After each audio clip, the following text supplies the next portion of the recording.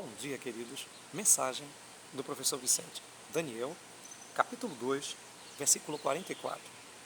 Mas nos dias destes reis, o Deus do céu suscitará um reino que não será jamais destruído. Este reino não passará a outro povo. Louvado seja Deus!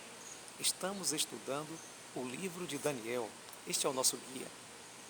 O tema desta semana, da leitura à compreensão.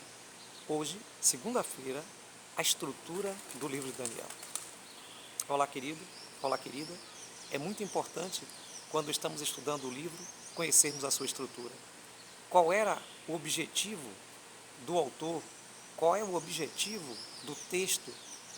A que ponto, a que finalidade o texto quer chegar? E para isso é interessante conhecermos a estrutura, a forma como o livro foi escrito. O pensamento hebraico é dominante na escrita do livro de Daniel. E o pensamento hebraico é um pouco diferente do nosso pensamento, porque o pensamento hebraico representa o pensamento oriental. E nós vivemos hoje no pensamento ocidental. Então precisamos entender algumas coisas sobre isso. Outra coisa importante é saber a influência da língua. O livro de Daniel, ele é escrito de duas seções, uma seção em hebraico e uma seção em aramaico. Por quê?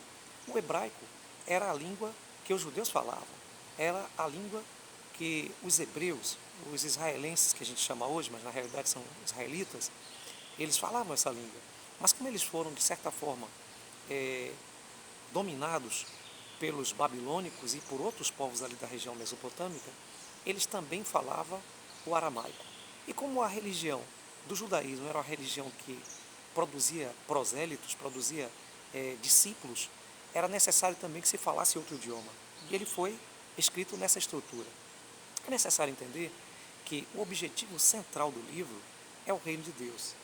Contanto que o livro tenha uma estrutura que desenvolva as coisas que acontecem de forma natural, o mundo, a história comum, o livro traz essa história comum para um ponto central, ou seja, é convergido toda a história comum para o centro da história, o reino de Deus. Então, o livro tem 4 seções. A primeira seção, capítulo 2, onde é descrito ali na forma da estátua, que nós vamos estudar mais adiante, os reinos em uma sucessão imediata: Babilônia, Medo-Pérsia, Grécia, Roma, e aí então vem os reinos, os outros reinos posterior a Roma e o estabelecimento do reino de Deus. A segunda seção, capítulo 7, onde apresenta também Babilônia, Medo-Pérsia, Grécia e Roma, agora em forma de animais, e a seção termina com o juízo central, que será feito com a chegada ali do Filho do Homem ao Senhor de Dias. O capítulo 8 e 9 forma a terceira seção, e nessa seção nós vemos ali também representado por animais, ali Medo-Pérsia, Grécia, Roma, e aí então entra a questão da purificação do santuário, que é a figura central. E aí então chegamos ao capítulo 10 ao 12. Entre o capítulo 10 e 12, nós também repetimos ali a questão de Medo-Pérsia, Grécia, Roma, e aí então vem Miguel, que se levanta para salvar o seu povo. Bem, meu querido, bem, minha querida, essa organização, essa estrutura não é por acaso. Deus nos quer chamar a atenção da história deste mundo para a história central. Ele quer nos chamar a atenção pelos acontecimentos deste mundo, daquilo que é comum para o incomum. Ele quer nos chamar a atenção daquilo que é natural para o sobrenatural.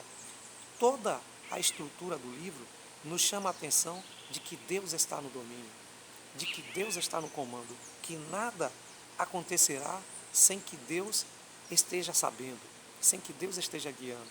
Toda a história está na mão de Deus. Deus é o Senhor da história. Às vezes nós ficamos preocupados, meu querido, minha querida, com a nossa vida. Às vezes ficamos preocupados que as coisas não dão certo como a gente pensa. Mas quando a gente estuda o livro de Daniel e outros livros da Bíblia, a gente percebe que aqueles personagens também passaram por dificuldade, passaram por apertos, mas a história convergiu justamente para onde Deus queria, porque todas as coisas colaboram para o bem dos que amam a Deus. Bem, meu querido, bem, minha querida, a história da sua vida pode ser que não esteja como você quer. Pode ser que as coisas não estão tão arrumadas como estão, mas não se esqueça, Deus é o Senhor da história. Deus cuida da estrutura da sua vida, assim como cuidou da estrutura da vida de Daniel.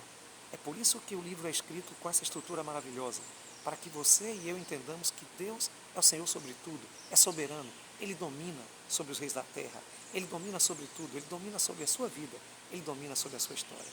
Que Deus te abençoe e que você tenha um bom dia. Forte abraço.